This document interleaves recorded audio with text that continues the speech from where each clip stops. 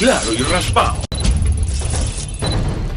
Continuamos, amigos, en Conexión 750, y ha ocurrido en Naciones Unidas que varios países han promovido un debate sobre y la brutalidad policial. Lo que ha llamado poderosamente la atención es que una de esas naciones es Venezuela, o mejor dicho, el régimen de Nicolás Maduro. Ha habido reacciones como la de Gilel Noya, quien es defensor, activista de derechos humanos, abogado internacional, observador de Naciones Unidas, quien ha advertido que, bueno, está preocupado porque en esa sesión allí verán una especie de farsa cuando uno de los peores patrocinadores de la brutalidad policial y el racismo tome la palabra y se transformen en jueces. Así lo ha dicho, lo destaca The New York Times. Para hablar acerca de este tema y otros, saludamos vía telefónica a Luis Izquiel.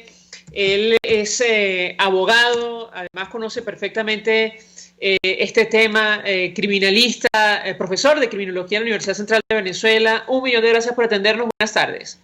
Hola, María Alejandra, muy buenas tardes. Muchas gracias a ti por la oportunidad. De hecho, es coautor con Fermín Mármol del libro titulado Revolución de la Muerte. Yo le pediría un comentario inicial acerca de este tema. Son esas grandes contradicciones que lamentablemente ocurren en organismos como Naciones Unidas, pero ¿qué puede decirnos al respecto, tomando en consideración las denuncias que hoy reposan en la Corte Penal Internacional justamente contra el régimen venezolano por hechos de esta naturaleza? Lo escuchamos. Bueno, evidentemente que lo ocurrido en los Estados Unidos con George Floyd es un hecho deplorable. Todos los que defendemos derechos humanos estamos en contra del racismo. Tenemos que estar, vamos a decir, consternados y en contra, pues, de este tipo de actuación policial brutal. Ahora, lo que parece de un cinismo gigantesco es que Venezuela se incluya en esa, vamos a decir, en esa solicitud de investigación ante el Consejo de Derechos Humanos de la ONU. ¿Y por qué digo esto? Bueno, porque acá en Venezuela, la alta comisionada de las Naciones Unidas para los Derechos Humanos, que por cierto está en proceso de un informe definitivo a entregar a ese Consejo de Derechos Humanos de la ONU, en nuestro país, en un plazo de año y medio, se han cometido más de 5.000 presuntas ejecuciones extrajudiciales.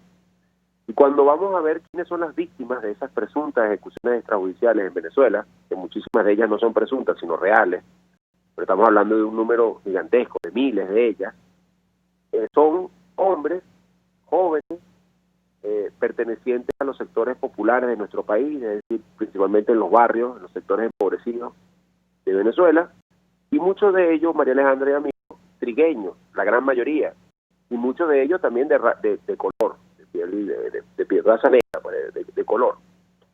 Entonces, acá lo que ocurrió en los Estados Unidos con George Floyd, acá ocurre a diario muchas veces. Entonces, son los que dirigen este país, por una u otra razón, los que van a la ONU a denunciar atropellos en otros países. Por eso digo que es un cinismo gigantesco. Además, en este libro que ha escrito nuestro invitado con Fermín Mármol, ustedes relatan lo que ha ocurrido durante la denominada revolución, durante los últimos 20 años en materia de crimen, violencia e impunidad. Yo le pediría un comentario de su parte porque al final del día parece que todo tiene que ver. Lo escuchamos. Sí, muchísimas gracias por la pregunta, María Alejandra, porque me permite explicar los motivos por los cuales Fermín Mármol García y yo escribimos este libro que se denomina Revolución de la Muerte, 20 años de crimen, violencia e impunidad. Sencillamente sentimos contribuir con algo que debe realizarse acá, con una situación histórica, que es documentar la ola de violencia criminal que se desató en Venezuela a partir de 1999 y cómo a través de la destrucción institucional, del discurso violento desde Miraflores, de acabar con una cantidad de situaciones, vamos a decir, que afectaron los aspectos sociales de este país, Venezuela se convirtió en la nación con mayor tasa de criminalidad en el mundo.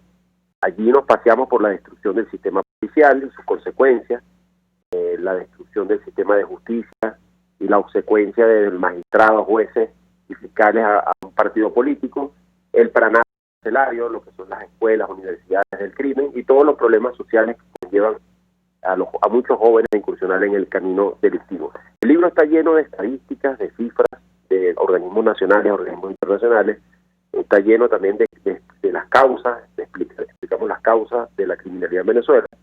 Detallamos muy bien los 8 bloques criminales que hacen vida en nuestro país de delincuencia organizada, como son los pranes, los colectivos, la guerrilla colombiana, FARC, ELN, el FBL, que se denominan los boliches, los sindicatos mineros dedicados a la extracción ilegal del oro en el estado Bolívar, las carteles del narcotráfico, en fin, todas esas organizaciones que siembran el terror y el caos en Venezuela.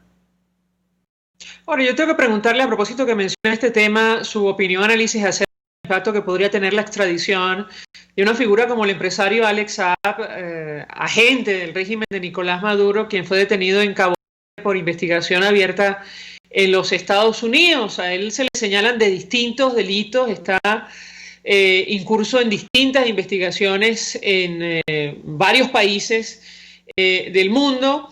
Y bueno, algunos aseguran que tiene información privilegiada acerca de las fuentes de financiamiento del régimen venezolano. Quisiera su comentario y su análisis en torno a este tema. Sí, investigaciones periodísticas, disculpe, muy serias y muy profundas, como la que realizó Armando Info del portal, señalan que este señor Alex Saab, colombiano por cierto, está involucrado en distintos delitos en nuestro país. Tiene que ver con la corrupción con las cajas CLAP, tiene que ver con la colocación de oro de sangre en otros países, tiene que ver, en fin, con lo que es la solicitud que hacen los Estados Unidos por lavado de dinero también, y otras fechorías que ya determinarán los tribunales. Acá lo importante es que se termine de ejecutar la extradición hacia los Estados Unidos, que es el país que lo está solicitando. Esto está en trámite en Cabo Verde, esta nación africana, y esperemos que un lapso, como ha señalado el fiscal de esa nación africana, de unos 30, 40 días, ya existe una decisión y la decisión sea favorable a la justicia, y que todo lo que está involucrado en este señor y sus cómplices sea sacado a la luz pública por la justicia norteamericana. A eso le temen muchos acá en nuestro. Probablemente estén involucrados en todos estos visos, en todos estos delitos que ha cometido este señor. Luis Kiel, 1.000.000 de gracias por atendernos, acompañarnos la tarde de hoy, abogado penalista, profesor de criminología. Vamos a la pausa, regreso más. Escuchamos Conexión 750, solo por RCR 750 AM.